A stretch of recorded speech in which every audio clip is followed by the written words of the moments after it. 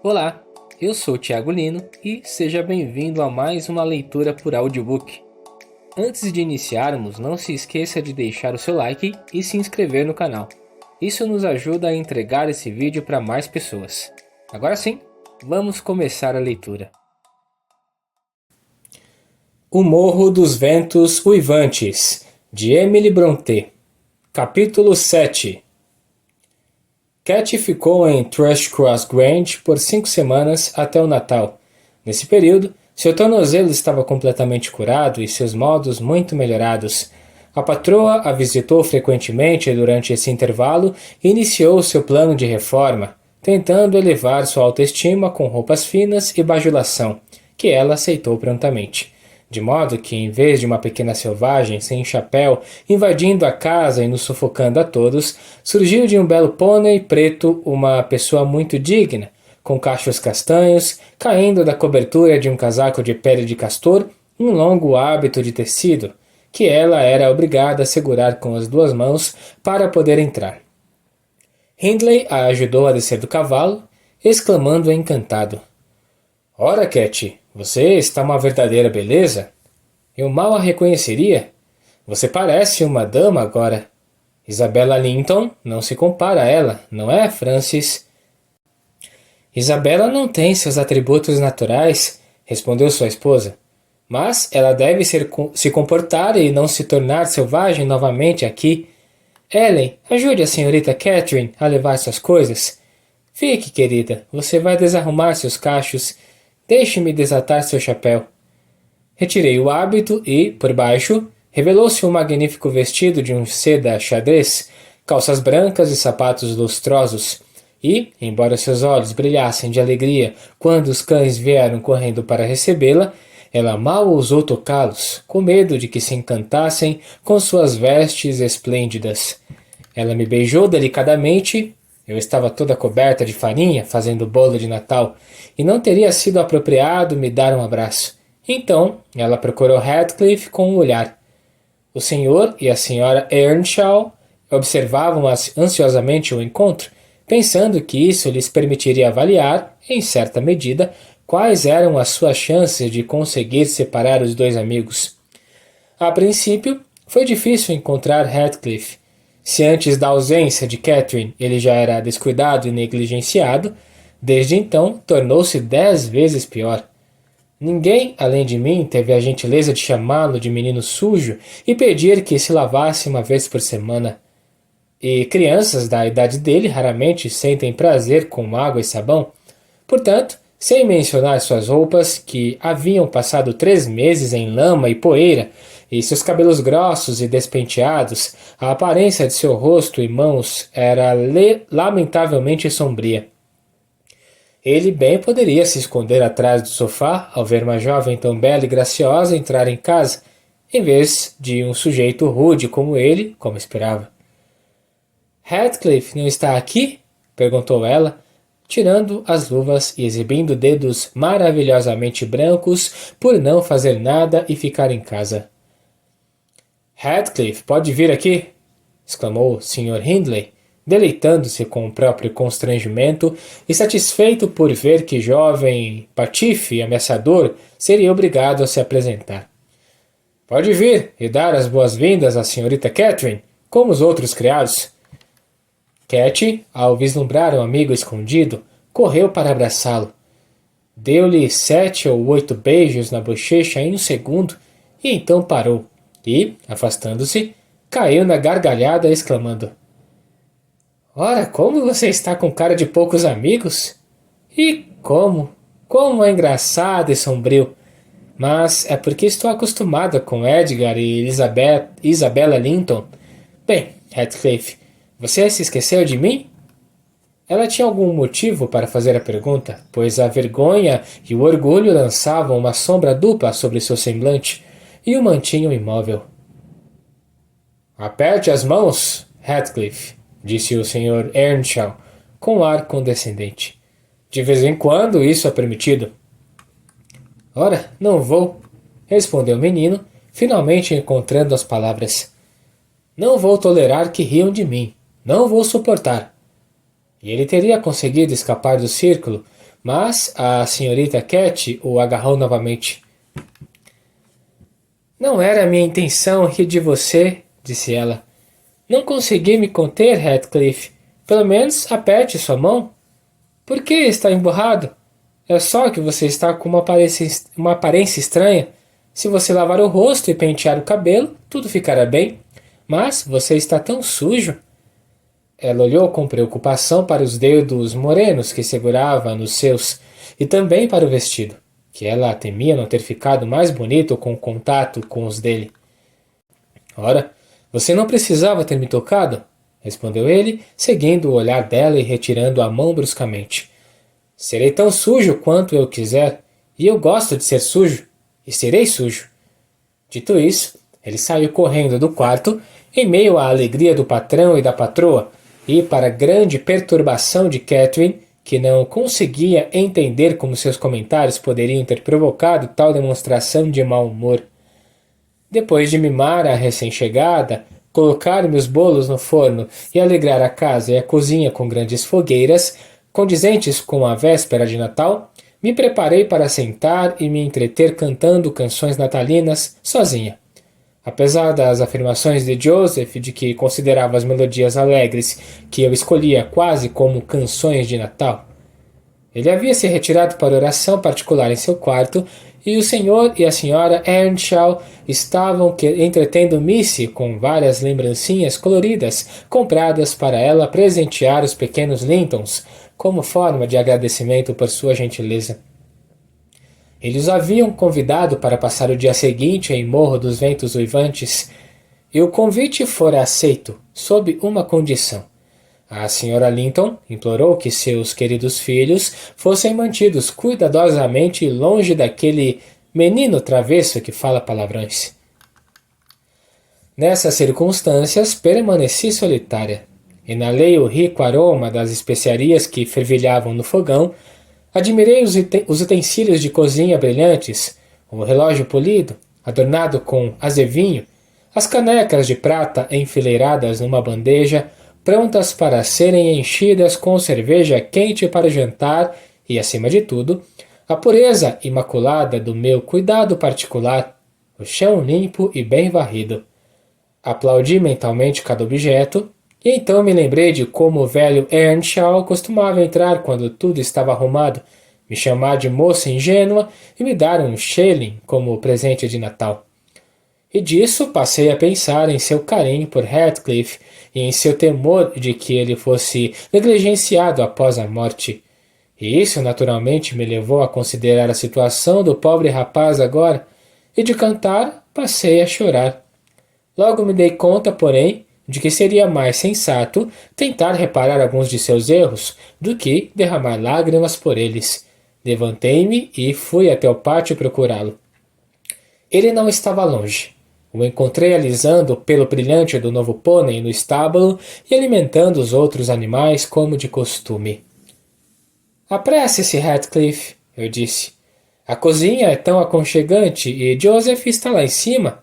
Apresse-se e deixe-me vesti-lo bem antes que a senhorita Cat saia, e então vocês poderão sentar juntos, com a lareira só para vocês, e bater um longo papo até a hora de dormir. Ele prosseguiu com a sua tarefa e nunca virou a cabeça na minha direção. Venham! Vocês vêm? Continuei. Tenho um bolinho para cada um de vocês, quase o suficiente, e vocês vão precisar de meia hora para se vestirem. Esperei 5 minutos, mas como não obtive resposta, ele desistiu.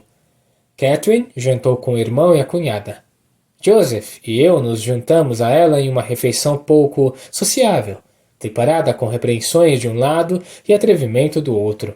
Seu bolo e queijo permaneceram na mesa a noite toda para as fadas. Ele conseguiu continuar trabalhando até as 9 horas e, em seguida, marchou mudo e carrancudo para o seu quarto. Cat ficou acordada até tarde, com um monte de coisas para encomendar para a recepção de seus novos amigos. Ela foi à cozinha uma vez para falar com um antigo amigo, mas ele já havia ido embora, e ela só ficou para perguntar o que havia de errado com ele, e depois voltou. De manhã, Ele se levantou cedo e, como feriado, levou seu mau humor para os pântanos, não reaparecendo até que a família tivesse saído para a igreja. O jejum e a reflexão pareciam tê-lo animado. Ele ficou por perto por um tempo e, reunindo coragem, exclamou abruptamente: Nelly, me ajude a me vestir bem. Eu vou me comportar. Ora, já estava na hora, Heathcliff, eu disse. Você magoou Catherine. Ela deve estar arrependida de ter voltado para casa. Parece que você a invejou, porque ela é mais querida do que você. A ideia de invejar Catarina era incompreensível para ele, mas a ideia de lamentar sua morte ele entendia com bastante clareza. Ela disse que estava triste? Perguntou ele com um semblante muito sério. Ela chorou quando eu disse que você ia faltar de novo esta manhã. Bem, eu chorei ontem à noite, respondeu ele. E eu tinha mais motivos para chorar do que ela? Sim, você tinha motivos para ir para a cama com o coração orgulhoso e o estômago vazio, eu disse. Pessoas orgulhosas criam tristezas para si mesmas, mas, se você se envergonha da sua sensibilidade, deve pedir desculpas. Lembre-se, quando ela entrar, você deve se aproximar e oferecer um beijo, e dizer: você sabe melhor do que ninguém o que dizer. Apenas faça isso de coração, e não como se achasse uma estranha por causa do vestido suntuoso. E agora, embora eu tenha que preparar o jantar, vou aproveitar para arrumá-lo de forma que Edgar Linton fique uma gracinha ao seu lado, e fica mesmo. Você é mais jovem, e ainda assim, aposto que é mais alto e tem o dobro da largura dos ombros. Você poderia derrubá-lo num piscar de olhos, não acha? O rosto de Heathcliff iluminou-se por um instante, depois voltou a ficar sombrio e ele suspirou. Mas, Nelly, se eu o derrubasse 20 vezes, isso não o tornaria menos bonito, nem a mim mais. Eu gostaria de ter cabelos claros e pele clara, e me vestir e me comportar tão bem quanto ele, e ter a chance de ser tão rico quanto ele será. E chorava pela mamãe a cada instante, acrescentei. E tremia se um rapaz do campo lhe desse um soco, e ficava em casa o dia todo esperando uma chuva. Oh, Heathcliff, você está demonstrando um espírito fraco. Venha até o espelho, e eu lhe mostrarei o que você deveria desejar. Você percebe essas duas linhas entre os seus olhos? E essas sobrancelhas grossas que, em vez de se erguerem arqueadas, afundam no meio? E esse par de demônios negros, tão profundamente enterrados que nunca abrem suas janelas com ousadia, mas espreitam brilhando por debaixo delas como espiões do diabo? Deseje e aprenda a suavizar as rugas carrancudas, a levantar as pálpebras francamente e transformar os demônios em anjos confiantes e inocentes, que não suspeitam nem duvidam de nada, e sempre veem amigos onde não tem certeza de haver amigos. Não fique com a expressão de um cão feroz que parece saber que os chutes que leva são o seu merecido, e ainda assim odeia o mundo inteiro, assim como quem o chuta pelo que sofre. Em outras palavras, eu preciso desejar os grandes olhos azuis e a testa uniforme de Edgar Linton, respondeu ele. Eu desejo mesmo, e isso não vai me ajudar a consegui-los. Um bom coração te ajudará a ter um rosto bonito, meu rapaz, continuei. Se você fosse um negro de verdade e um coração ruim, transformará o mais bonito em algo pior que feio. E agora que terminamos de lavar, pentear e ficar de mau humor, diga-me se você não se acha bastante bonito. Eu lhe digo que sim. Você é digno de um príncipe disfarçado. Quem sabe se seu pai não era o imperador da China e sua mãe uma rainha indiana, cada um deles capaz de comprar, com a renda de uma semana, Morro dos Ventos Uivantes e Thrush Cross Grange, juntos. Se você foi sequestrado por marinheiros malvados e trazido para a Inglaterra, imagine. Se eu tivesse em seu lugar, teria grandes noções do meu nascimento, e os pensamentos sobre o que eu era me dariam coragem e dignidade para suportar as opressões de um pequeno fazendeiro. Então continuei tagarelando e Heathcliff gradualmente perdeu a carranca e começou a parecer bastante agradável, quando, de repente, nossa conversa foi interrompida por um estrondo vindo da estrada e entrando no pátio. Ele correu para a janela e eu para a porta, bem a tempo de ver os dois Lintons descerem da carruagem da família, cobertos de capas e peles, e os Earnshaws desmontarem de seus cavalos. Eles costumavam ir à igreja a cavalo no inverno. Catherine pegou a mão de cada uma das crianças, as levou para dentro de casa e as colocou diante da lareira, que rapidamente deu cor aos seus rostos pálidos. Insisti para que meu companheiro se apressasse e demonstrasse seu bom humor, e ele prontamente obedeceu. Mas, por azar, enquanto ele abria a porta que dava para a cozinha de um lado, Hindley a abriu do outro. Eles se encontraram, e o patrão, irritado ao vê-lo limpo e alegre, ou talvez ansioso para cumprir sua promessa à senhora Linton, o empurrou para trás com um soco repentino e ordenou furiosamente a Joseph: mantenha este sujeito fora da sala. Mande-o para o sótão até o jantar terminar. Ele vai enfiar os dedos nas tortas e roubar as frutas se ficar sozinho com elas por um minuto. Não, senhor, não pude deixar de responder. Ele não vai tocar em nada, não mesmo, e suponha que ele também deva ter a sua parte das iguarias, assim como nós. Ele terá a sua parte da minha mão, se eu o pegar lá embaixo até escurecer, gritou Hindley. Suma daqui, seu vagabundo! O quê? Está tentando bancar o valentão, é? Espere até eu agarrar esses cabelos elegantes. Veja se não os puxo um pouco mais. Já estão compridos o suficiente, observou o mestre Linton, espiando pela porta. Estranho que não lhe causem dor de cabeça. Parece a crina de um potro cobrindo seus olhos.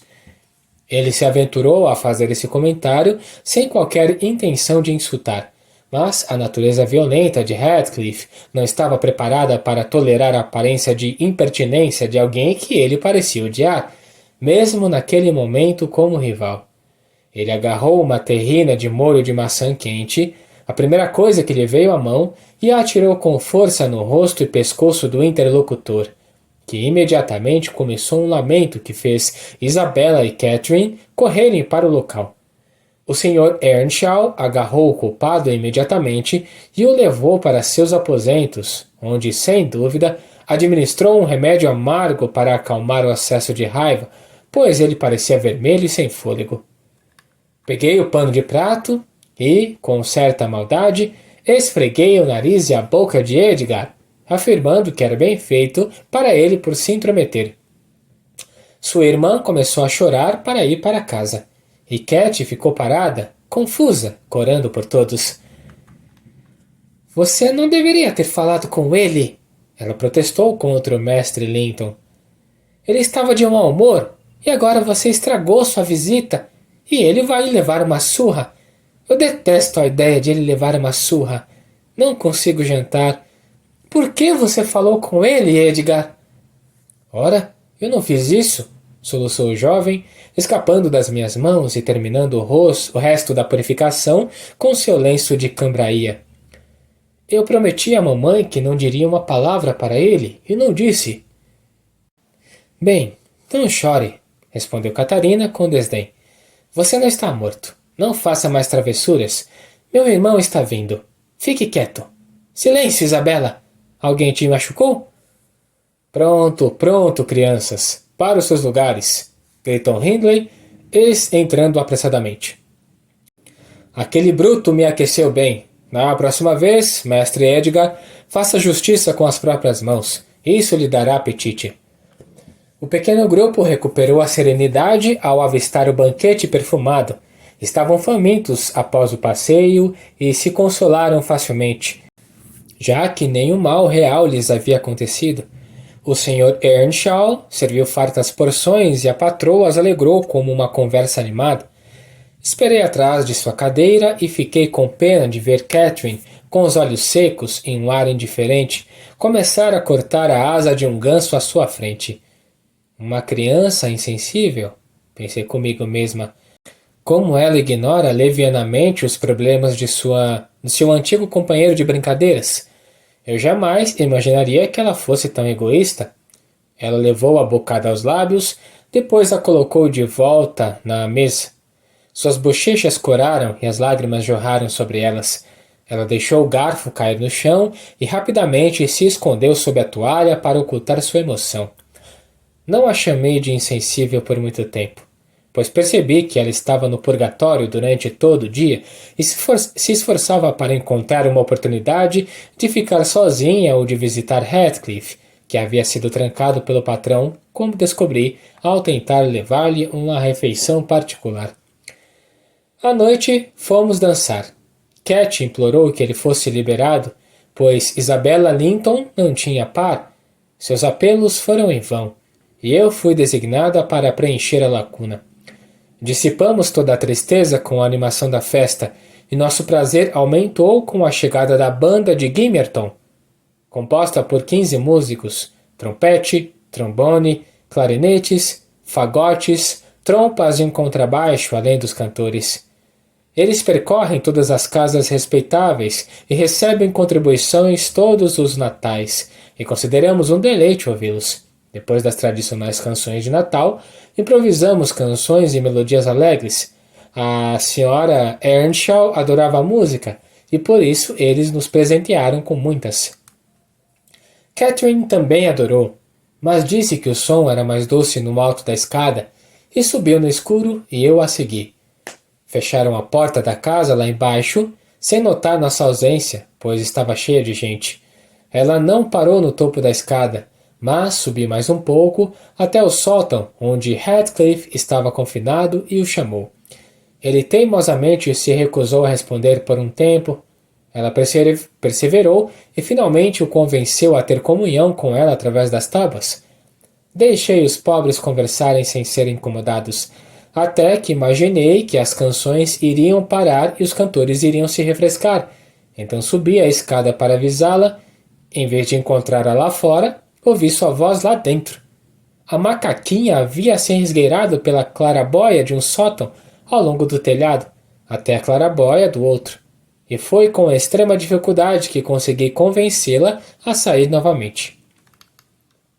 Quando ela chegou, Heathcliff veio com ela, e ela insistiu que eu o levasse para a cozinha, já que meu colega de trabalho tinha ido para a casa de um vizinho, para se afastar do som da nossa salmodia do diabo, como ele gostava de chamar. Eu disse a eles que não pretendia de forma alguma incentivar suas artimanhas, mas, como o prisioneiro não havia quebrado o jejum desde o jantar de ontem, eu faria vista grossa para sua trapaça com o Sr. Hindley dessa vez. Ele desceu, coloquei-lhe um banquinho perto da lareira e lhe ofereci uma variedade de coisas boas, mas ele estava doente e mal conseguia comer, e minhas tentativas de entretê-lo foram em vão. Ele apoiou os cotovelos nos joelhos e o queixo nas mãos, permanecendo absorto em silenciosa meditação. Ao perguntar sobre o assunto de seus pensamentos, ele respondeu gravemente: "Estou tentando decidir como vou pagar Hindley. Não me importo com quanto tempo terei que esperar, contanto que eu consiga fazer isso finalmente. Espero que ele não morra antes de mim." "Que vergonha, Heathcliff!" exclamei. "Cabe a Deus punir os maus? Nós devemos aprender a perdoar." "Não, Deus não terá a mesma satisfação que eu," respondeu ele. "Quem me dera saber o melhor jeito. Deixe-me em paz, e eu planejarei tudo. Enquanto penso nisso, não sinto dor." "Mas, Sr. Lockwood, esqueça-me de que essas histórias não o distraem. Estou irritado por sonhar e tagarelar a esse ritmo. E seu mingau frio e o senhor já cochilando de sono, eu poderia ter contado a história de Heathcliff, tudo o que o senhor precisa ouvir, em meia dúzia de palavras." Interrompendo-se assim, a governanta levantou e deixou de lado a costura, mas eu me senti incapaz de me mover da lareira e estava longe de cochilar. "Fique quieta, Sra. Dean", exclamei. "Fique quieta por mais meia hora. A senhora fez muito bem em contar a história com calma. E é assim que eu gosto. E a senhora deve terminá-la no mesmo estilo. Estou interessado em cada personagem que a senhora mencionou. Mais ou menos." O relógio está marcando 11 horas, senhor. Ora, não importa. Não estou acostumado a ir para a cama tão cedo. 1 ou 2 da manhã já é cedo o suficiente para alguém que dorme até as 10. Não se deve ficar deitado até as 10 horas. O auge da manhã já passou muito antes desse horário. Quem não tiver feito metade do trabalho do dia até as 10 horas, corre o risco de deixar a outra metade por fazer. No entanto, Sra. Jean, volte à sua cadeira, porque amanhã pretendo prolongar a noite até tarde. Prevejo para mim, pelo menos, uma constipação persistente. Espero que não, senhor. Bem, o senhor deve me permitir pular uns 3 anos. Durante esse período, a Sra. Earnshaw... Não permitirei nada disso. Você conhece aquele estado de espírito em que, se estivesse sentado sozinho e o gato lambesse seu filhote num tapete à sua frente, você observaria a cena com tanta atenção que a negligência do gato em lamber uma orelha o deixaria seriamente irritado? Um estado de espírito terrivelmente preguiçoso, eu diria. Pelo contrário, uma atividade tediosamente intensa. É a minha, no momento, e, portanto, continuo a desfrutá-la minuciosamente. Percebo que as pessoas nessas regiões adquirem, em relação às pessoas nas cidades, o mesmo valor que uma aranha em uma masmorra tem em relação a uma aranha em uma cabana, para seus respectivos ocupantes. E, no entanto, essa atração aprofundada não se deve inteiramente à situação do observador. Elas vivem com mais seriedade, mas em si mesmas e menos na superfície, na mudança e nas frivolidades externas. Eu poderia imaginar que um amor pela vida que fosse quase possível, e eu era um cético convicto em qualquer amor que durasse 1 ano. Um estado se assemelha a colocar um homem faminto diante de um único prato, no qual ele pode concentrar todo o seu apetite e apreciá-lo plenamente. O outro, apresentá-lo a uma mesa posta por cozinheiros franceses. Ele talvez possa extrair tanto prazer do todo, mas cada parte é um mero átomo em sua consideração e lembrança. Ah, aqui somos iguais a qualquer outro lugar, quando você nos conhecer melhor, observou a Sra. Jean, um tanto perplexa com o que eu disse. Com licença, respondi. Você, minha boa amiga, é uma prova notável contra esta afirmação, exceto por alguns provincianismos de pouca importância. Você não apresenta nenhum traço dos modos que costumo considerar peculiares à sua classe. Tenho certeza de que você refletiu muito mais do que a maioria dos criados. Você foi obrigada a cultivar suas faculdades reflexivas por falta de ocasiões para desperdiçar sua vida em trivialidades tolas. A Sra. Jean riu. Certamente me considero uma pessoa estável e sensata, disse ela.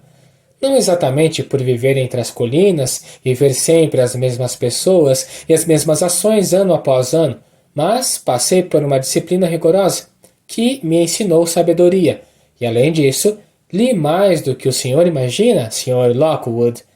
O senhor não conseguiria abrir um livro nesta biblioteca que eu não tivesse folheado e do qual não tivesse tirado algum proveito, a menos que seja o conhecimento de grego, latim e francês. E eu sei distinguir um do outro. É o máximo que se pode esperar da filha de um homem pobre. Contudo, se eu quiser continuar minha história como uma verdadeira fofoqueira, é melhor prosseguir, e em vez de pular 3 anos, contentar-me-ei em passar para o próximo verão, o verão de 1778, ou seja, há quase 23 anos. Capítulo 8.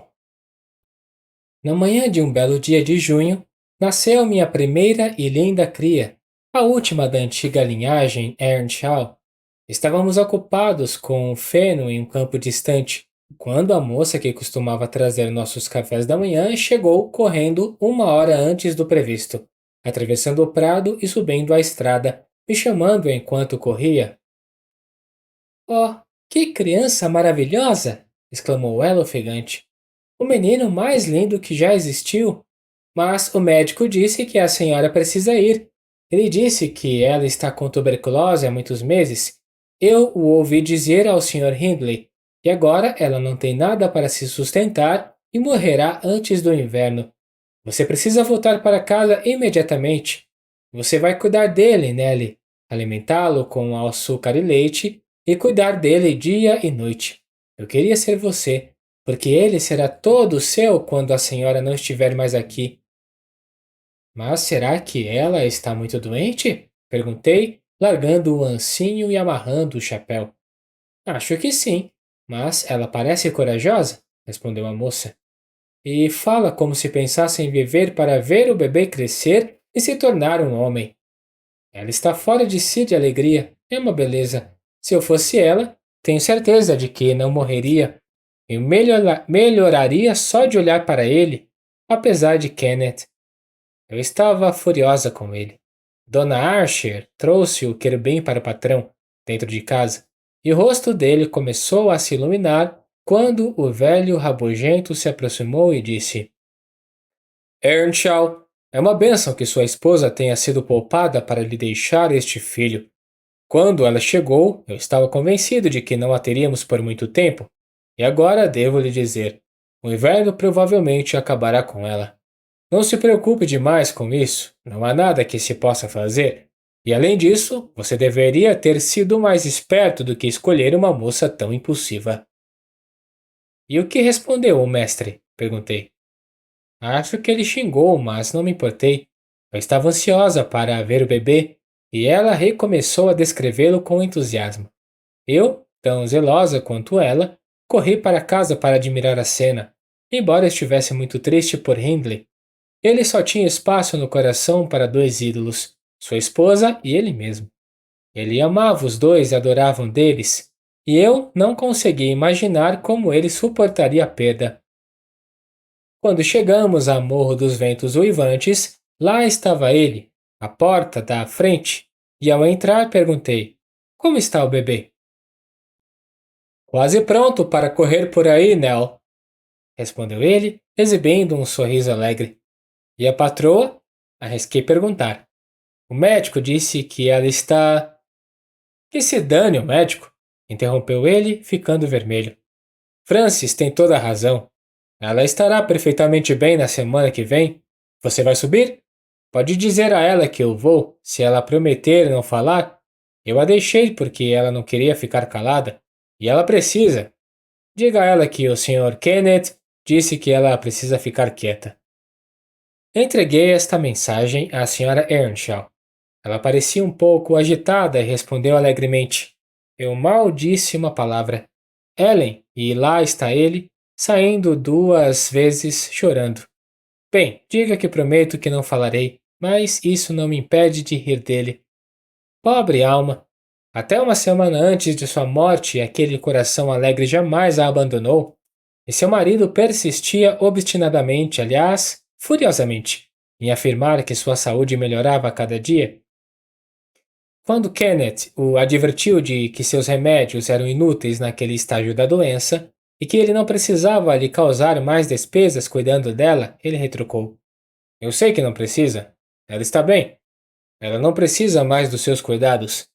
Ela nunca teve tuberculose? Foi febre e já passou. Seu pulso está tão lento quanto o meu agora e sua face tão fria. Ele contou a mesma história para a esposa e ela pareceu acreditar nele.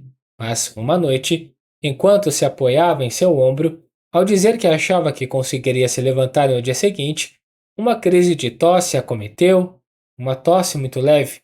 Ele a ergueu nos braços, ela colocou as 2 mãos em volta do pescoço dele, seu rosto mudou e ela morreu. Como a menina havia previsto, o pequeno Harrington ficou inteiramente sob os meus cuidados. O Sr. Earnshaw, contanto que o visse saudável e nunca o ouvisse chorar, estava contente no que lhe dizia respeito. Quanto a si mesmo, o desespero o consumia. Sua tristeza era daquelas que não se lamentam. Ele não chorava nem rezava. Amaldiçoava e desafiava. Execrava Deus e os homens e entregava-se à dissipação desenfreada. Os criados não suportavam por muito tempo sua conduta tirânica e perversa. Joseph e eu éramos os únicos que permaneciam. Eu não tinha coragem de abandonar a criança. Além disso, como você sabe, eu havia sido sua irmã de criação e desculpava seu comportamento com mais facilidade do que um estranho. Joseph ficou para importunar os arrendatários e trabalhadores, e porque era sua vocação estar onde havia muita maldade para repreender. Os maus hábitos e as más companhias do patrão serviram de belo exemplo para Catherine e Heathcliff. O tratamento que ele dispensava a este último era suficiente para transformar um santo em um demônio. E de fato, parecia que o rapaz possuía algo diabólico naquela época. Ele se deliciava em ver Hindley se degradar a ponto de não ter mais redenção, e a cada dia se tornava mais notável por sua crueldade e ferocidade. Eu mal conseguia descrever o inferno que era aquela casa. O vigário parou de nos visitar, e ninguém decente se aproximava de nós. Por fim, a menos que as visitas de Edgar Linton, a senhorita Cat, fossem uma exceção. Aos 15 anos, ela era a rainha do campo, não tinha igual, e se revelou uma criatura arrogante e obstinada. Confesso que não gostava dela depois da infância, e a irritava frequentemente tentando diminuir sua arrogância. Ela nunca me detestou, porém. Ela tinha uma constância admirável em seus antigos laços. Até mesmo Heathcliff manteve seu afeto por ela inabalável. E o jovem Linton, com toda a sua superioridade, teve dificuldade em causar uma impressão igualmente profunda. Ele era meu antigo patrão. Ele é o retrato dele sobre a lareira.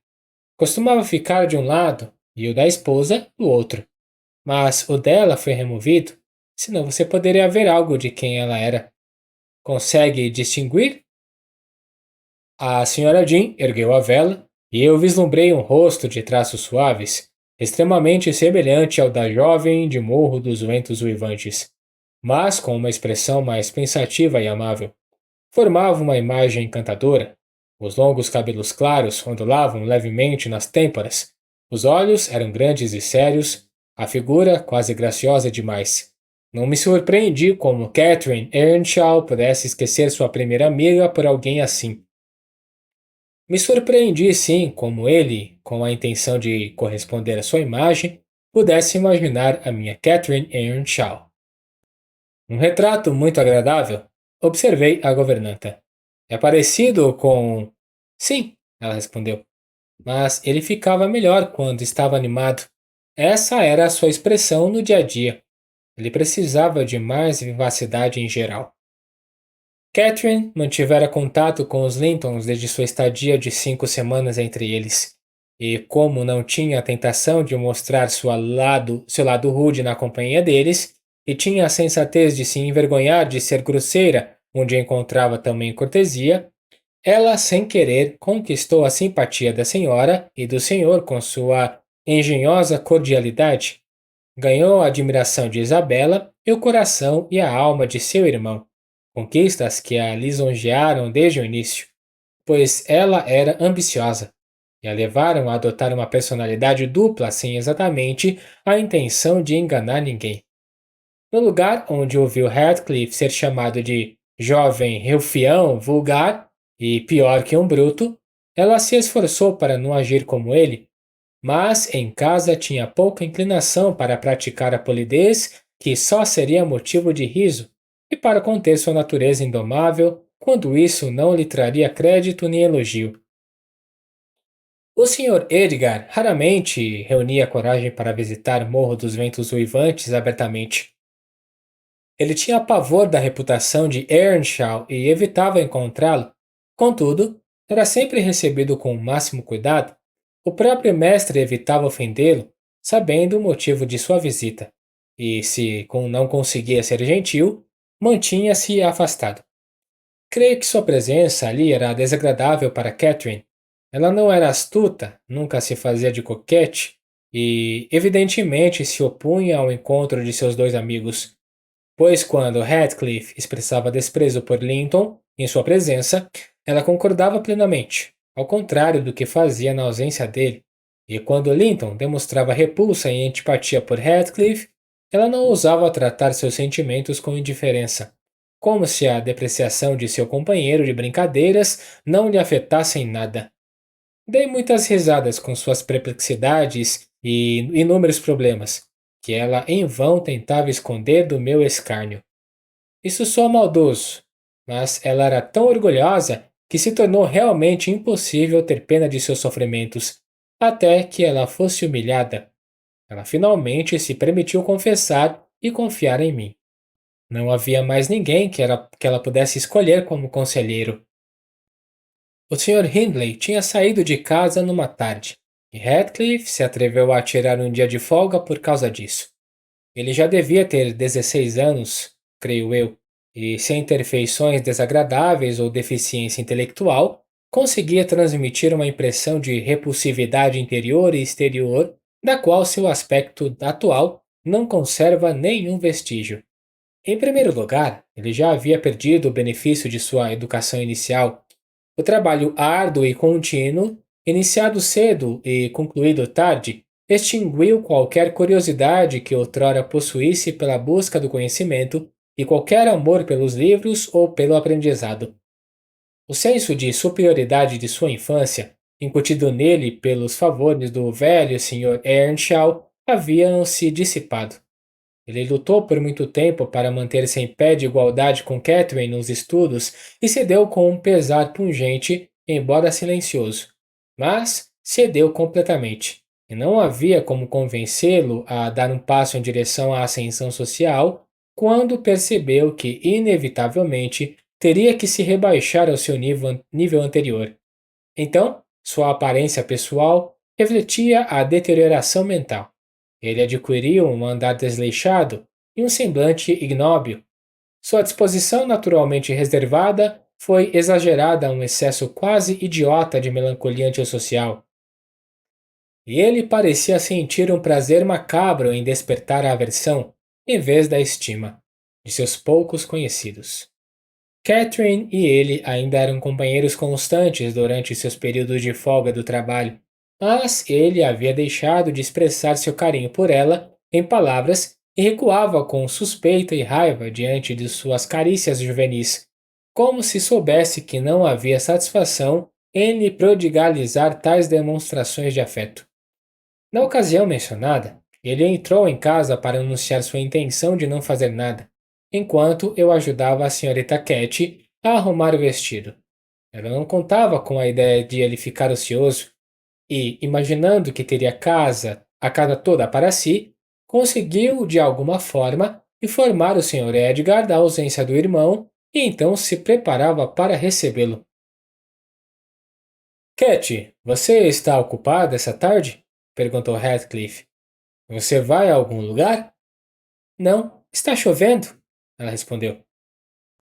Então por que você está usando esse vestido de seda? Perguntou ele. Espero que ninguém venha aqui. Que eu saiba, não, gaguejou a senhorita. Mas você já deveria estar no campo, Radcliffe. Já passou 1 hora da hora do jantar. Pensei que você já tivesse ido embora. Hindley raramente nos livra de sua presença maldita, observou o menino. Não vou trabalhar mais hoje, vou ficar com vocês. Ah, mas Joseph vai contar, sugeriu ela. É melhor você ir. Joseph está carregando o cal do outro lado de Penistone Crags. Isso vai levá-lo até escurecer, e ele nem vai saber. Dito isso, ele se acomodou perto da lareira e se sentou. Catherine refletiu por um instante, com as sobrancelhas franzidas. Achou necessário abrir caminho para uma possível intromissão. Isabella e Edgar Linton falaram em vir esta tarde, disse ela, após um minuto de silêncio. Como está chovendo, dificilmente os espero, mas eles podem vir, e se vierem, você corre o risco de levar uma bronca sem motivo. Diga a Ellen para dizer que você está noiva, Cat. Ele insistiu. Não me troque por aqueles seus amigos patéticos e tolos. Às vezes fico com vontade de reclamar que eles. Não, mas não vou. O quê? Exclamou Catherine, olhando para ele com uma expressão preocupada. Ah, Nelly, acrescentou ela irritada, afastando a cabeça das minhas mãos. Você desembaraçou meu cabelo? Chega! Me deixe em paz! O que você está reclamando agora, Radcliffe? Nada. Apenas olhe para o almanaque daquela parede, disse ele, apontando para uma folha emoldurada pendurada perto da janela, e continuou. As cruzes representam as noites que você passou com os Lintons, os pontos, as que passou comigo. Está vendo? Marquei todos os dias. Sim, muita tolice, como se eu tivesse me importado, respondeu Catherine em tom irritado. E onde está o sentido disso? Para mostrar que eu presto atenção, disse Heathcliff. E eu devo sempre sentar com você? Perguntou ela, ficando cada vez mais irritada. Que benefício eu tenho com isso? Sobre o que vocês conversam? Você pode ser burro ou infantil por qualquer coisa que diga para me divertir ou por qualquer coisa que faça. Você nunca me disse antes que eu falava pouco ou que não gostava da minha companhia, Cat, exclamou Heathcliff, bastante agitado. Não é empresa nenhuma quanto as pessoas não sabem de nada e não dizem nada, murmurou ela. Seu acompanhante se levantou, mas não teve tempo de expressar seus sentimentos, pois ouviu-se o som dos cascos de um cavalo sobre as lajes e, após bater levemente, o jovem Linton entrou com o rosto radiante de alegria pelo convite inesperado. Sem dúvida, Catherine notou a diferença entre seus amigos, um entrando e o outro saindo. O contraste era semelhante ao que se vê ao trocar uma região árida, montanhosa e mineradora por um belo vale fértil, e sua voz e saudação eram tão opostas quanto sua aparência. Ele tinha um jeito doce e suave de falar, e pronunciava as palavras como vocês, menos áspero do que falamos por aqui, e mais suave. Não cheguei cedo demais, cheguei? Disse ele, lançando-me um olhar. Eu tinha começado a limpar o prato e a arrumar algumas gavetas no fundo da cômoda. Não, respondeu Catherine. O que você está fazendo aí, Nellie? Meu trabalho, senhorita, respondi. O Sr. Hindley havia me instruído a incluir um terceiro em quaisquer visitas particulares que Linton decidisse fazer. Ela se posicionou atrás de mim e sussurrou irritada. Tire você e seus espanadores. Quando há visitas em casa, os empregados não começam a esfregar e limpar no cômodo onde elas estão. É uma boa oportunidade, agora que o mestre está fora, respondi em voz alta. Ele detesta que eu fique me preocupando com essas coisas na presença dele. Tenho certeza de que o Sr. Edgar me desculpará. Detesto que você fique se mexendo na minha presença, exclamou a jovem de forma imperiosa, não dando tempo para seu convidado falar. Ela não conseguira recuperar a compostura desde a pequena discussão com Heathcliff. Sinto muito por isso, senhorita Catherine, foi minha resposta, e prossegui diligentemente com minha tarefa. Ela, supondo que Edgar não a visse, arrancou o pano da minha mão e me beliscou, com um puxão prolongado, com muita maldade no braço. Eu já disse que não a amava e que, na verdade, gostava de humilhar sua vaidade de vez em quando. Além disso, ela me machucou muito, então me levantei de um salto e gritei: Oh, senhora, que coisa feia! A senhora não tem o direito de me beliscar e eu não vou tolerar isso. Ora, eu não te toquei, criatura mentirosa! Gritou ela, com os dedos formigando de vontade de repetir o ato e as orelhas vermelhas de raiva. Ela nunca conseguiu esconder sua paixão, que sempre a deixava em chamas.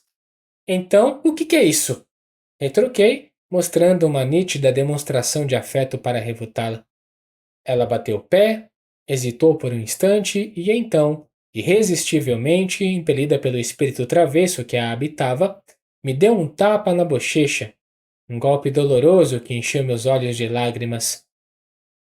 Catarina, meu amor, Catarina, interveio Linton, profundamente chocado com a dupla falta de falsidade e violência que seu ídolo havia cometido. Saia da sala, Ellen! Ela repetiu, tremendo da cabeça aos pés. O pequeno Harrington, que me seguia por todo lado e estava sentado perto de mim no chão, ao ver as minhas lágrimas, começou a chorar também, soluçando queixas contra a tia Cat malvada, o que atraiu a fúria dela para sua infeliz cabeça. Ela lhe agarrou os ombros e sacudiu até o pobre menino ficar lívido, e Edgar, sem pensar, lhe segurou as mãos para o libertar. No instante, uma das mãos foi arrancada, e o jovem, espantado, a sentiu pressionada contra a própria mão, contra a própria orelha de uma forma que não podia ser confundida com uma brincadeira. Recuou consternado. Peguei em Harrington nos braços e fui para a cozinha com ele, deixando a porta aberta, pois estava curiosa para ver como resolveriam a sua desavença. O visitante insultado se dirigiu ao local onde tinha deixado o chapéu, pálido e com um lábio trêmulo.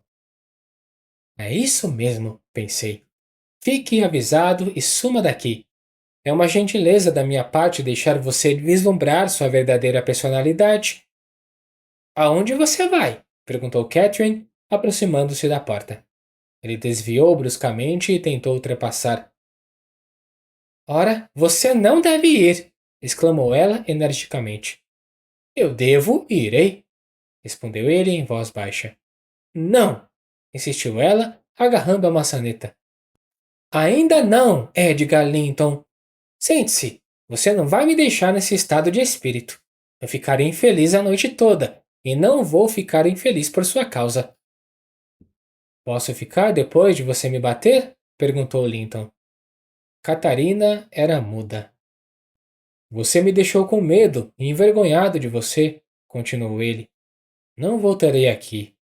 Seus olhos começaram a brilhar e suas pálpebras a cintilar. E você contou uma mentira deliberada, disse ele.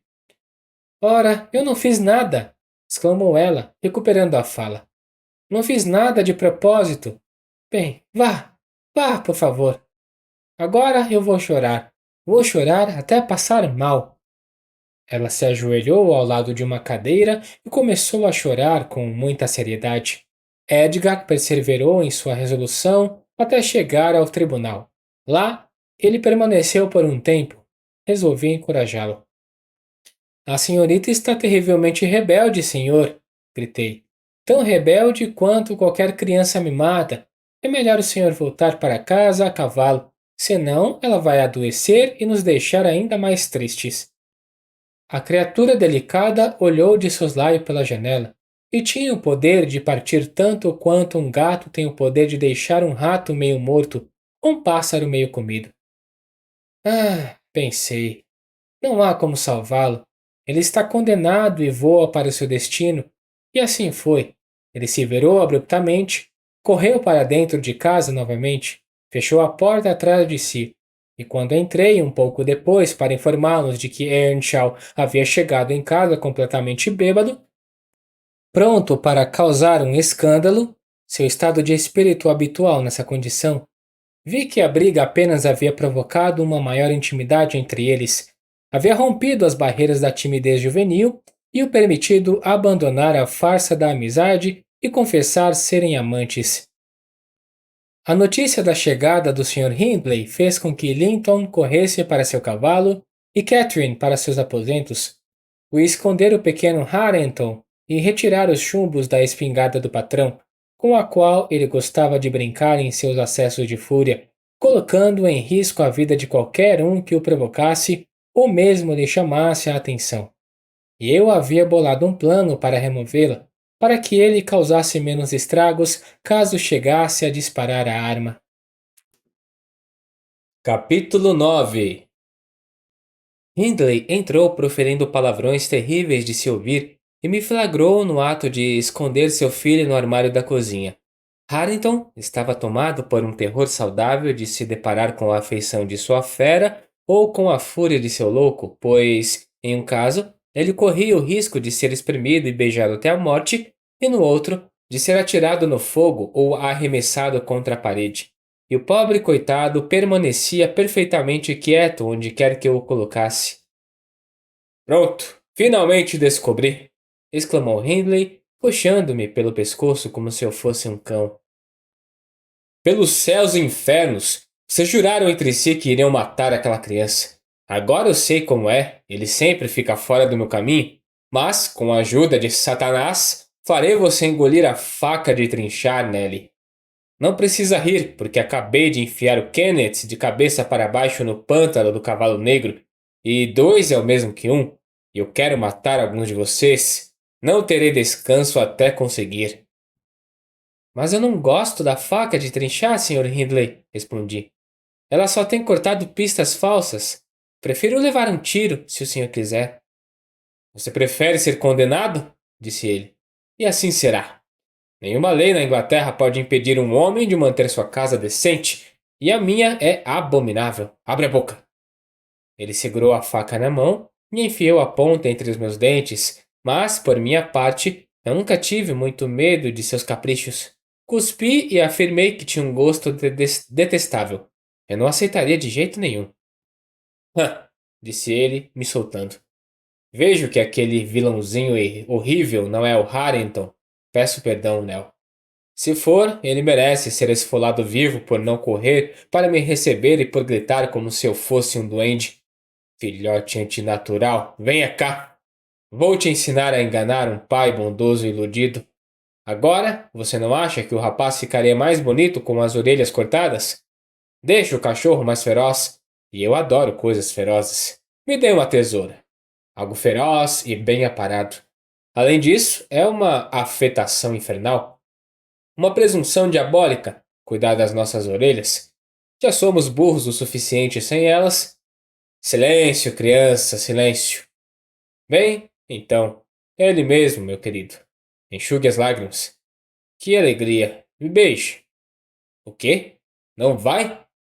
Me beije, Harrington! Maldito seja! Me beije! Por Deus! Como se eu fosse criar um monstro desses! Tão certo como estou vivo, eu vou quebrar o pescoço desse pirralho. O pobre Harrington chorava e se debatia com toda a força nos braços do pai. E seus gritos se intensificaram quando ele o carregou escada acima e o ergueu por cima do corrimão. Gritei que ele assustaria a criança a ponto de fazê-la ter convulsões e corri para socorrê-lo. Quando cheguei perto, Hindley se inclinou sobre o corrimão para ouvir um barulho lá embaixo, quase esquecendo o que tinha nas mãos. Quem é? Perguntou ele, ao ouvir alguém se aproximando do pé da escada. Me inclinei também para a frente, com o intuito de sinalizar para Heathcliff, cujo passo reconheci, para que não se aproximasse mais, e no instante em que os meus olhos se desviaram de Harrington, ele deu um salto repentino, se libertou do aperto descuidado que o segurava e caiu. Mal tivemos tempo de sentir um arrepio de horror antes de vermos que o pequeno miserável estava a salvo. Heathcliff chegou lá embaixo no momento crítico. Por um impulso natural, interrompeu a descida e, colocando-o de pé, olhou para cima para descobrir o autor do acidente. Um avarento que se desfez de um bilhete de loteria premiado por 5 shillings e descobre no dia seguinte que perdeu 5.000 libras. Não poderia ter uma expressão mais vazia do que a que mostrou ao contemplar a figura do Sr. Earnshaw lá em cima. Expressava, mais claramente do que palavras poderiam, a mais intensa angústia por ter se tornado um instrumento da frustração de sua própria vingança. Se estivesse escuro, arrisco dizer que ele teria tentado remediar o erro, esmagando o crânio de Harrington nos degraus. Mas testemunhamos sua salvação, e eu logo estava lá embaixo com meu precioso protegido pressionado contra o peito. Hindley desceu mais lentamente, sóbrio e envergonhado. A culpa é sua, Ellen, disse ele. Você deveria tê-lo mantido fora da vista. Você deveria tê-lo tirado de mim. Ele está ferido em algum lugar? Ferido? Gritei com raiva. Se ele não for morto, vai virar um idiota. Ah, eu me pergunto se a mãe dele não se levanta do túmulo para ver como você o trata. Você é pior que um pagão, tratando seu próprio filho dessa maneira. Ele tentou tocar a criança, que ao se ver comigo, soluçou, tentando conter o terror. Ao primeiro toque do pai, porém, ela gritou novamente, mais alto do que antes, e se debateu como se fosse ter convulsões. Não se meta com ele, continuei. Ele te odeia. Todos te odeiam. Essa é a verdade. Você tem uma família feliz e chegou a um belo estado de espírito. Ainda encontrarei algo mais bonito, Nelly. E o homem equivocado, recuperando sua dureza. Por agora, leve você e ele embora. E ouça bem, Radcliffe. Saia também do meu alcance e da minha audição. Eu não o mataria esta noite, a menos que, talvez, eu incendiasse a casa. Mas isso é só o que me dá na telha. Ao dizer isso, pegou uma garrafa de conhaque de meio litro no aparador e serviu um pouco em um copo. Não, não faça isso, implorei. Senhor Hindley, preste atenção. Tenha piedade deste rapaz infeliz, se não se importa consigo mesmo. Qualquer um fará melhor por ele do que eu, respondeu ele. Tenha piedade da sua própria alma, então, eu disse, tentando arrancar o copo da mão dele. Eu não. Pelo contrário, terei grande prazer em enviá-lo para sua perdição, para punir seu criador, exclamou o blasfemo. Que seja sua danação completa. Ele bebeu as bebidas e, impacientemente, mandou-nos embora, terminando sua ordem com uma sequência de imprecações horríveis, impróprias para serem repetidas ou lembradas. É uma pena que ele não possa se matar bebendo, observou Radcliffe, murmurando um eco das maldições proferidas quando a porta se fechou. Ele está fazendo o possível, mas sua constituição desafia.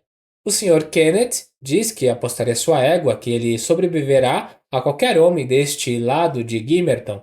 Irá para o túmulo como um pecador guesralho, a menos que alguma feliz coincidência lhe aconteça. Fui até a cozinha e sentei para ninar meu cordeirinho. Radcliffe, como eu imaginava, foi até o celeiro. Mais tarde, descobri que ele só chegou até o outro lado do abrigo quando se jogou em um banco perto da parede, longe do fogo, e permaneceu em silêncio. Eu estava embalando Harrington no meu colo e cantarolando uma música que começava assim. Era madrugada adentro e as crianças choravam. A mãe, debaixo das grades, ouviu isso. Quando a senhorita Cat, que ouvira a algazarra de seu quarto, colocou a cabeça para dentro e sussurrou: Você está sozinha, Nelly? Sim, senhora, respondi. Ela entrou e aproximou-se da lareira. Eu, supondo que fosse dizer algo, levantei os olhos. A expressão do seu rosto parecia perturbada e ansiosa. Seus lábios estavam entreabertos, como se pretendesse falar, e ela inspirou. Mas o ar escapou em um suspiro, em vez de uma frase.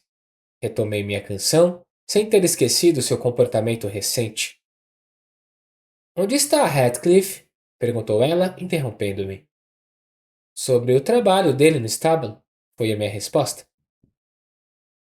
Ele não me contradisse. Talvez tivesse cochilado.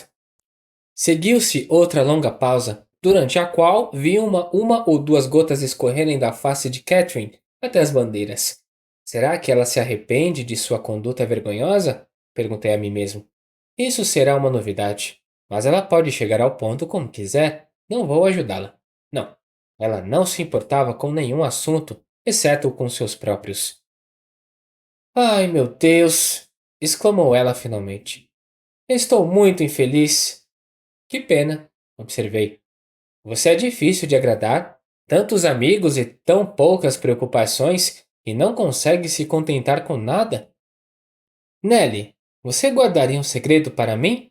Insistiu ela, ajoelhando-se ao meu lado e erguendo seus olhos cativantes para o meu rosto com aquele olhar que afasta o mau humor, mesmo quando se tem todo o direito de senti-lo. Vale a pena ficar com ele? Perguntei com menos mau humor.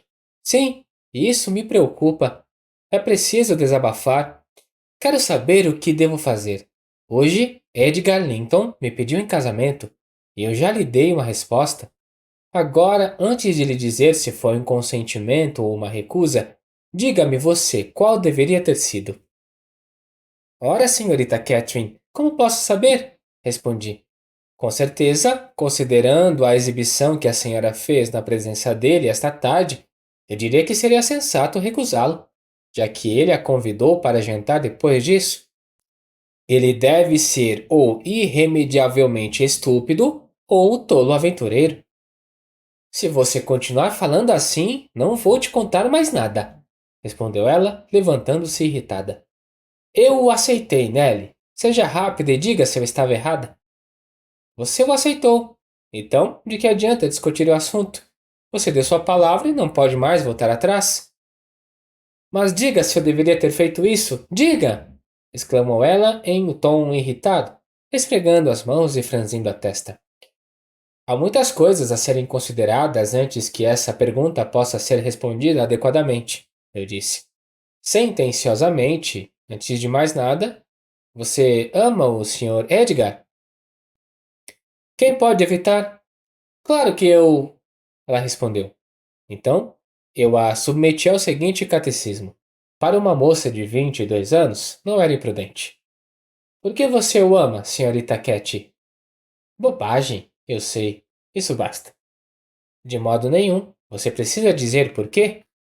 Bem, porque ele é bonito e agradável de se estar perto. Ruim, foi o que eu comentei. E porque ele é jovem e alegre. Ainda ruim. E porque ele me ama? Indiferente. Estou chegando lá. E ele será rico. E eu gostaria de ser a mulher mais importante do bairro. E terei orgulho de ter um marido assim. O pior de tudo. E agora? Diga o quanto você o ama. Como todo mundo adora? Você é boba, Nelly? De jeito nenhum. Responda. Amo o chão sob seus pés, o ar sobre sua cabeça, tudo o que ele toca e cada palavra que ele diz. Amo todos os seus olhares, todas as suas ações e ele por inteiro. Pronto, falei. E por quê? Ora, você está fazendo pouco caso disso. É extremamente maldoso. Para mim não é brincadeira, disse a jovem, franzindo a testa e virando o rosto para o fogo. Estou longe de estar brincando, senhorita Catherine, respondi. A senhora ama o Sr. Edgar porque ele é bonito, jovem, alegre, rico e a ama. O último atributo, porém, não significa nada. Provavelmente o amaria mesmo sem ele, e com ele, não o amaria a menos que ele possuísse os 4 atrativos anteriores. Não, de jeito nenhum. Eu só teria pena dele. Talvez odiaria, se ele fosse feio e um palhaço. Mas existem vários outros jovens bonitos e ricos no mundo, possivelmente mais bonitos e mais ricos do que ele, o que a impediria de amá-los? Se houver algum, está fora do meu caminho, nunca vi ninguém como Edgar. Você pode ver alguns, e ele nem sempre será bonito e jovem, e talvez nem sempre seja rico. Ele está aqui agora, e eu só tenho a ver com o presente. Gostaria que você falasse racionalmente. Bem, isso resolve tudo. Se você só tem a ver com o presente, case-se com o Sr. Linton. Não preciso da sua permissão para isso. Eu vou me casar com ele. E, no entanto, você ainda não me disse se estou certa. Perfeitamente correto. Se as pessoas têm razão em casar apenas por um motivo. E agora, diga-nos o que está incomodando. Seu irmão ficará contente. A senhora e o senhor não se oporão, creio eu. Você escapará de um lar desordenado e desconfortável para um lar rico e respeitável. E você ama Edgar, e Edgar a ama. Tudo parece tranquilo e fácil. Onde está o obstáculo aqui? Aqui e aqui, respondeu Catarina, batendo com uma mão na testa e com a outra no peito. Em qualquer lugar onde a alma resida. Na minha alma e no meu coração, estou convencida de que estou errada. Que estranho. Não consigo entender. É o meu segredo. Mas se você não zombar de mim, eu explico. Não consigo dizer exatamente, mas vou te dar uma ideia de como me sinto. Ela sentou-se novamente ao meu lado, seu semblante ficou mais triste e sério, e suas mãos entrelaçadas tremiam. Nelly, você nunca tem sonhos esquisitos? Disse ela de repente, após alguns minutos de reflexão. Sim, de vez em quando, respondi. Eu também. Já tive sonhos na vida que me acompanharam para sempre e transformaram minhas ideias, me atravessaram por completo como vinho na água e alteraram a cor da minha mente. E este é um deles. Vou contá-lo. Mas cuidado para não sorrir em nenhum momento. Oh, não faça isso, senhorita Catherine, exclamei. Já estamos suficientemente tristes sem precisar evocar fantasmas e visões para nos perturbar. Vamos, vamos, alegre-se e seja você mesma. Veja o pequeno Harrington. Ele não está sonhando nada de triste. Como ele sorri docemente enquanto dorme. Sim, e como o pai dele praqueja docemente em sua solidão. Você se lembra dele, eu imagino? Quando ele era apenas mais um como aquele rechonchudo, quase tão jovem e inocente. No entanto, Nelly, eu lhe obrigarei a ouvir. Não é muito tempo. E eu não tenho condições de me divertir esta noite. Não vou ouvir isso. Não vou! Repeti apressadamente. Eu era supersticiosa em relação a sonhos naquela época, e ainda sou. E Catherine tinha uma expressão incomum de melancolia, que me fez temer algo a partir do qual eu pudesse formular uma profecia e prever uma catástrofe terrível. Ela ficou irritada, mas não prosseguiu. Aparentemente, absorta em outro assunto, recomeçou em pouco tempo. Se eu estivesse no paraíso, Nelly, eu seria extremamente infeliz. Porque você não é digna de ir para lá, respondi. Todos os pecadores seriam miseráveis no céu. Não, não é por isso. Uma vez sonhei que estava lá. Eu lhe digo que não darei ouvidos aos seus sonhos, senhorita Catherine. Vou para a cama, interrompi novamente. Ela riu e me segurou, pois eu fiz menção de me levantar da cadeira. Isso não é nada, exclamou ela. Eu só ia dizer que o céu não me parecia ser o meu lar e que meu coração se partiu em lágrimas ao voltar para a terra. E os anjos ficaram tão furiosos que me atiraram para o meio da charneca no topo de Morro dos Ventos Uivantes, onde acordei soluçando de alegria. Isto basta para explicar o meu segredo, assim como outro. Não tenho mais direito de me casar com Edgar Linton do que de estar no céu. E se aquele homem perverso lá não tivesse humilhado Heathcliff, eu nem teria pensado nisso. Seria degradante para mim casar com Heathcliff agora. Então ele nunca saberá o quanto o amo. Isso não porque ele seja bonito, Nelly, mas porque ele é mais eu do que eu mesma. Seja do que for que nossas almas sejam feitas, a dele é a minha e a minha são iguais. E a de Linton é tão diferente quanto um raio de luar de um relâmpago ou o gelo do fogo. Antes que o discurso terminasse, percebi a presença de Heathcliff. Ao notar um leve movimento, virei a cabeça e o vi levantar-se do banco e sair silenciosamente. Ele havia escutado até ouvir Catherine dizer que seria uma humilhação casar-se com ele, e então parou para não ouvir mais nada. Minha companheira, sentada no chão, estava impedida pela parte de trás do sofá de notar sua presença ou partida, mas eu me assustei e mandei a calar a boca. Ora, por quê? Perguntou ela, olhando nervosamente ao redor. Joseph está aqui, respondi, aproveitando o momento oportuno para ver o barulho das rodas de sua carroça subindo a estrada. E Heathcliff entrará com ele. Não tenho certeza se ele não estava à porta neste exato momento. Ah, ele não poderia me ouvir atrás da porta, disse ela. Me dê então enquanto você prepara o jantar e quando estiver pronto, me convide para jantar com você. Quero enganar minha consciência pesada e me convencer de que Radcliffe não tem a menor ideia dessas coisas. Ele não tem, não é? Ele não sabe o que é estar apaixonado. Não vejo razão para que ele não saiba, assim como você, respondi. E se você for a escolhida dele, ele será a criatura mais infeliz que já nasceu. Assim que você se tornar a senhora Linton, ele perderá o amigo e o amor e tudo mais. Já pensou em como você suportará a separação e como ele suportará ficar completamente abandonado no mundo? Porque a senhorita Catherine.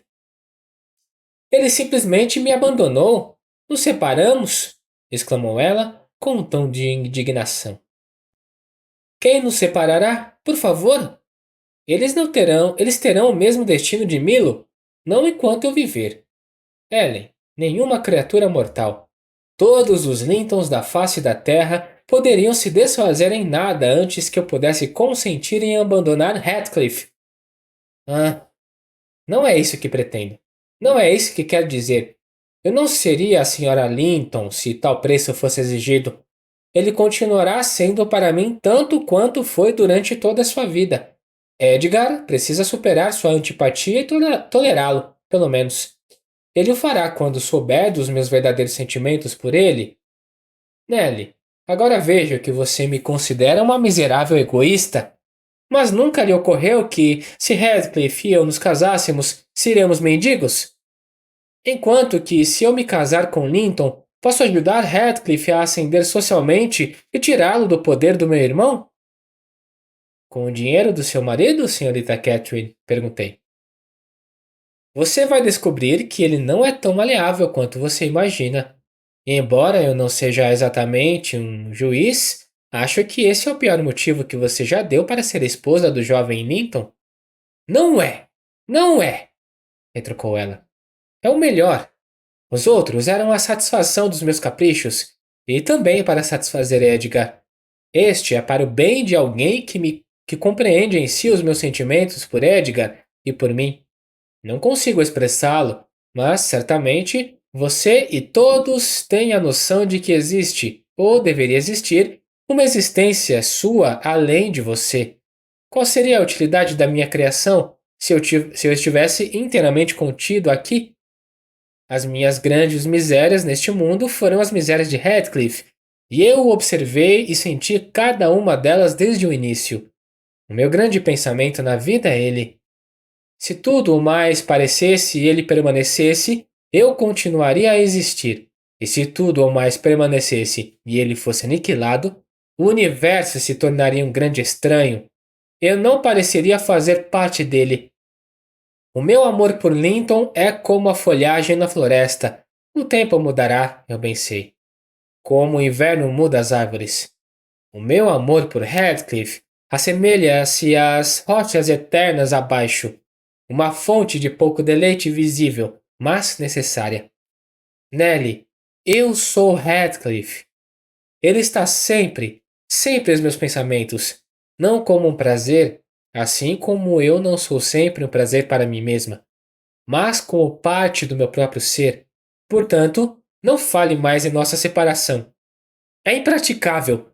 E ela parou e escondeu o rosto nas dobras do meu vestido. Mas eu puxei bruscamente para longe. Eu estava sem paciência para sua tolice. Se eu consigo entender algum sentido em suas bobagens, senhorita, eu disse. Isso só me convence de que você ignora os deveres que assume ao se casar. Ou então que você é uma moça perversa e sem princípios. Mas não me incomode mais com seus segredos. Não prometo guardá-los. Você vai ficar com isso? Perguntou ela, ansiosa. Não, não prometo, repeti. Ela estava prestes a insistir quando a entrada de Joseph interrompeu nossa conversa. Catherine moveu seu assento para um canto e amamentou Harrington enquanto eu preparava o jantar. Depois de pronto, minha colega de trabalho e eu começamos a discutir sobre quem levaria um pouco para o Sr. Hindley. E só resolvemos a questão quando tudo já estava frio. Então, concordamos que deixaríamos que ele perguntasse se quisesse, pois temíamos especialmente entrar em sua presença depois de ele ter ficado algum tempo sozinho. E como é que ele não veio do campo desta vez? O que ele está fazendo? Que vagabundo ocioso! Perguntou o velho, olhando em volta à procura de Heathcliff. Vou chamá-lo, respondi. Ele está no celeiro, não tenho dúvidas. Fui até lá e chamei, mas ninguém me atendeu. Ao voltar, sussurrei para Catherine que ele tinha certeza de que ouvira boa parte do que ela dissera, e contei como vi sair da cozinha justamente quando ela reclamava da conduta do irmão em relação a ele. Ela se levantou de um pulo assustada, jogou Harrington no sofá e correu para procurar o amigo, sem se dar ao trabalho de pensar por que estava tão agitada ou como sua conversa o teria afetado. Ela demorou tanto que Joseph sugeriu que não esperássemos mais. Ele astutamente deduziu que estavam se mantendo afastados para evitar ouvir sua longa bênção. Eles eram mal educados o suficiente para qualquer falta de educação, afirmou.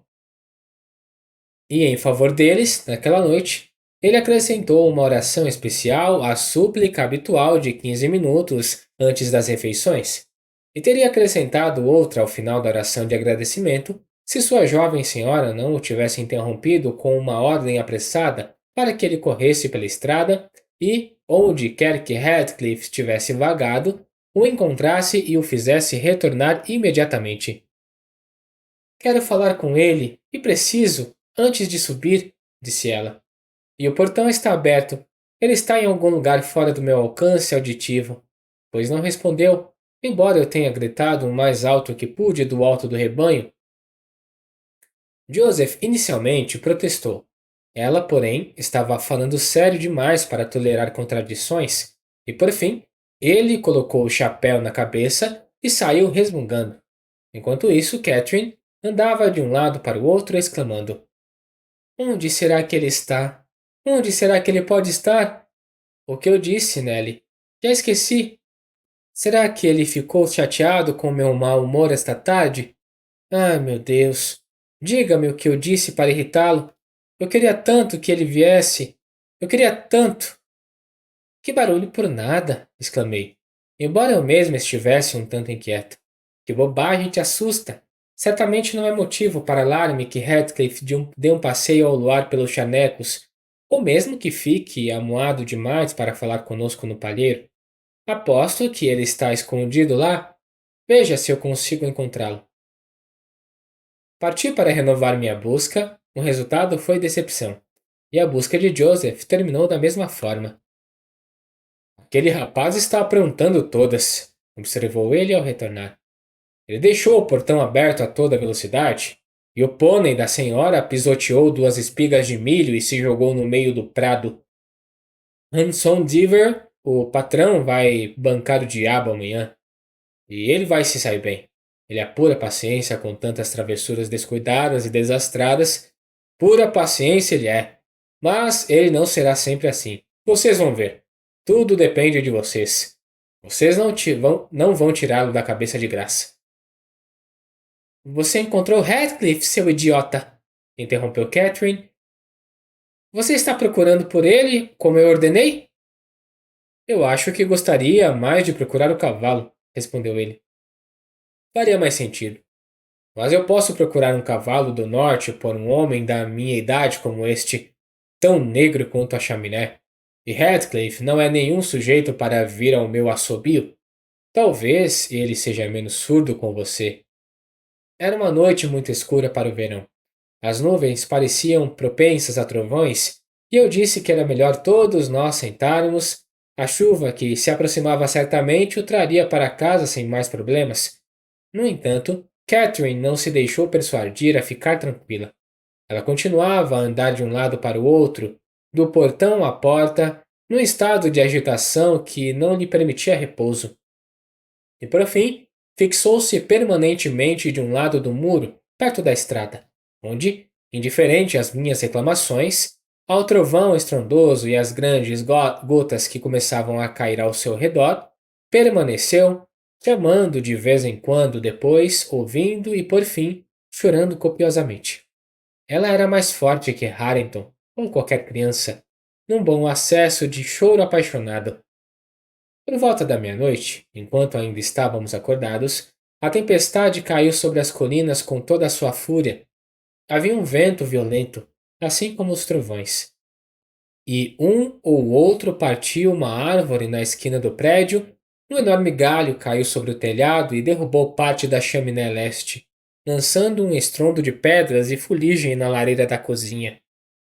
Pensamos que um raio havia caído no meio de nós, e Joseph se ajoelhou, suplicando ao Senhor que se lembrasse dos patriarcas Noé e Ló, e como nos tempos antigos, poupasse os justos, embora castigasse os ímpios. Senti que aquilo também devia ser um julgamento sobre nós. O Jonas, em minha mente, era o Sr. Earnshaw, e sacudi a maçaneta de sua cela para verificar se ele ainda estava vivo.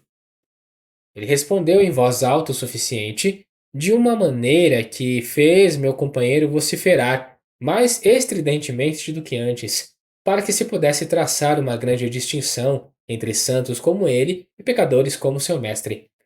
Mas a confusão passou em 20 minutos, deixando-nos todos ilesos, exceto Cat, que ficou completamente encharcada por sua teimosia em se recusar a se abrigar, permanecendo sem chapéu e se enxale para tentar absorver o máximo de água possível com o cabelo e as roupas.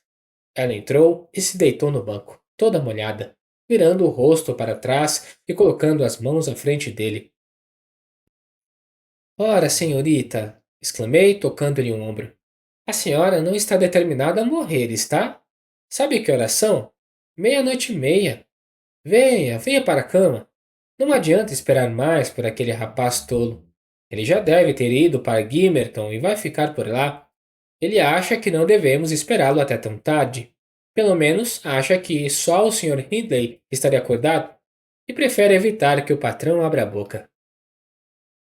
Não, não, ele não está em Gimmerton, disse Joseph. Não me surpreende que ele esteja no fundo de um pântano. Esta visita não foi em vão, e eu gostaria de que você ficasse atenta, senhorita. Você deve ser a próxima. Graças a Deus por tudo. Todos trabalham juntos para o bem deles, como foi escolhido e retirados do lixo. Você sabe o que as Escrituras dizem. E ele começou a citar vários textos, indicando-nos os capítulos e versículos onde poderíamos encontrá-los. Eu, depois de implorar em vão a teimosa moça que se levantasse e tirasse as roupas molhadas, o deixei pregando e ela tremendo de frio, e fui para a cama com o pequeno Harrington, que dormia profundamente como se todos estivessem dormindo ao seu redor. Depois, ouvi Joseph ler mais um pouco, então percebi seus passos lentos na escada e em seguida adormeci. Descendo um pouco mais tarde do que o habitual, vi pelos raios de sol que penetravam pelas frestas das persianas a senhorita Catherine ainda sentada perto da lareira. A porta da casa também estava entreaberta. A luz entrava pelas janelas abertas. Hindley tinha saído e estava de pé no fogão da cozinha, abatido e sonolento. O que te aflige, Cat? Ele perguntava quando entrei. Você está com uma aparência tão triste quanto a de um filhote afogado. Por que está tão úmida e pálida, menina? Eu me molhei, respondeu ela com relutância. Estou com frio, só isso. Oh, ela é muito travessa, exclamei, percebendo que o patrão estava razoavelmente sóbrio. Ela se molhou toda no chuveiro de ontem à noite e ficou sentada lá a noite toda, sem que eu conseguisse convencê-la a se mexer. O Sr. Earnshaw olhou para nós surpreso. A noite toda? Repetiu ele. O que a manteve acordada? Certamente não foi medo dos trovões, não? Isso já passou há horas. Nenhuma de nós queria mencionar a ausência de Heathcliff enquanto pudéssemos disfarçá-la. Então respondi que não sabia como ela tinha a ideia de se sentar e ela não disse nada. A manhã estava fresca e agradável. Abri a persiana e logo o quarto se encheu com os aromas doces do jardim, mas Catherine me chamou irritada. Ellen, feche a janela. Estou morrendo de fome. E seus dentes batiam enquanto ela se aproximava das brasas quase apagadas. Ela está doente, disse Hindley, segurando seu pulso. Suponho que seja por isso que ela não quis ir para a cama.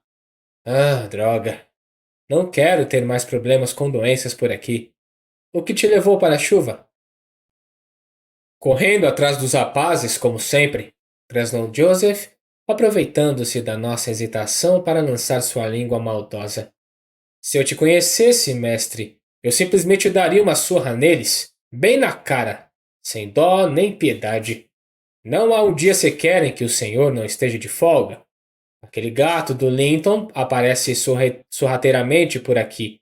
E a senhorita Nelly, que moça fina.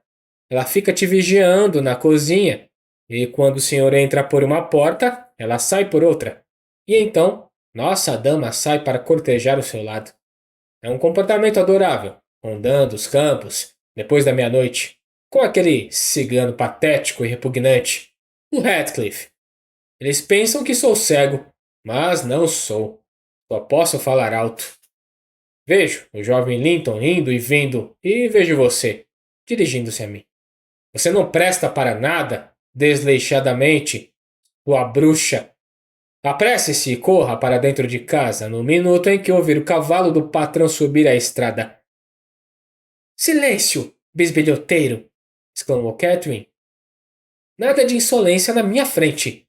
Edgar Linton apareceu ontem por acaso, Hindley. E fui eu quem lhe disse para ir embora, porque eu sabia que você não gostaria de encontrá-lo do jeito que estava. Você está mentindo, Cat, sem dúvida, respondeu o irmão. E você é uma completa idiota. Mas esqueça Linton por agora. Diga-me, você não estava com Radcliffe ontem à noite? Fale a verdade agora. Você não precisa ter medo de machucá-lo.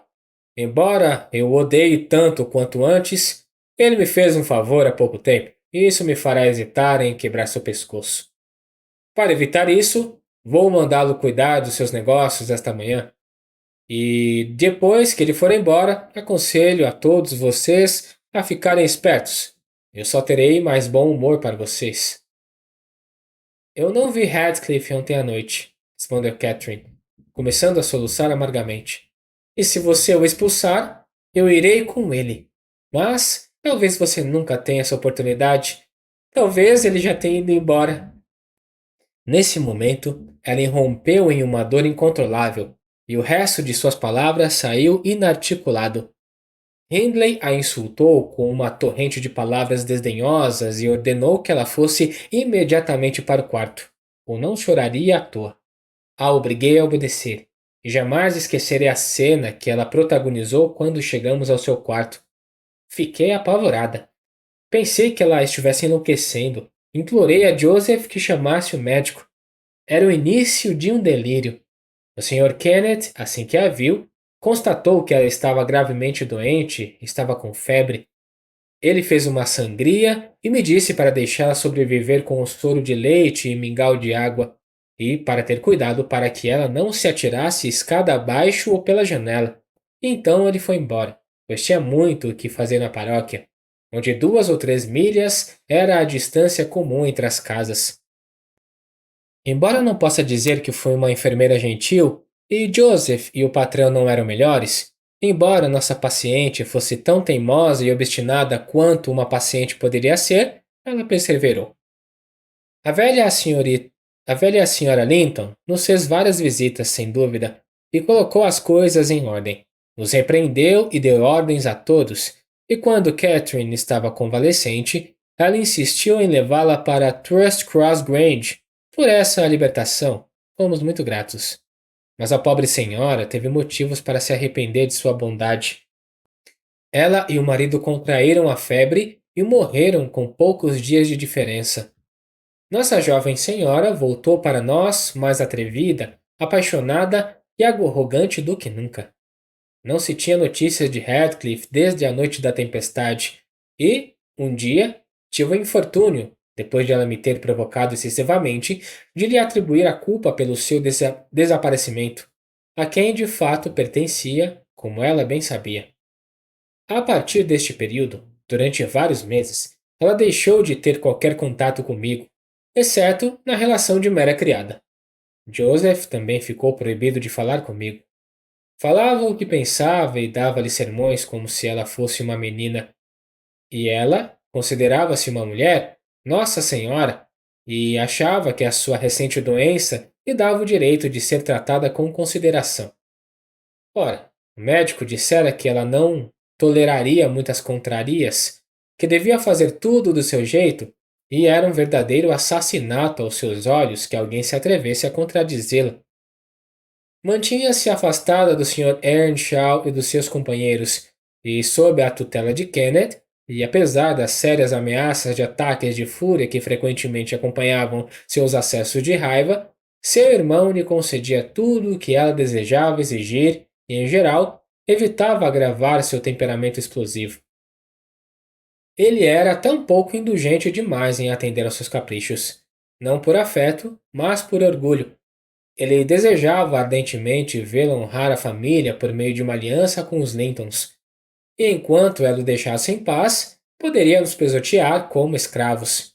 Para ele, tanto fazia.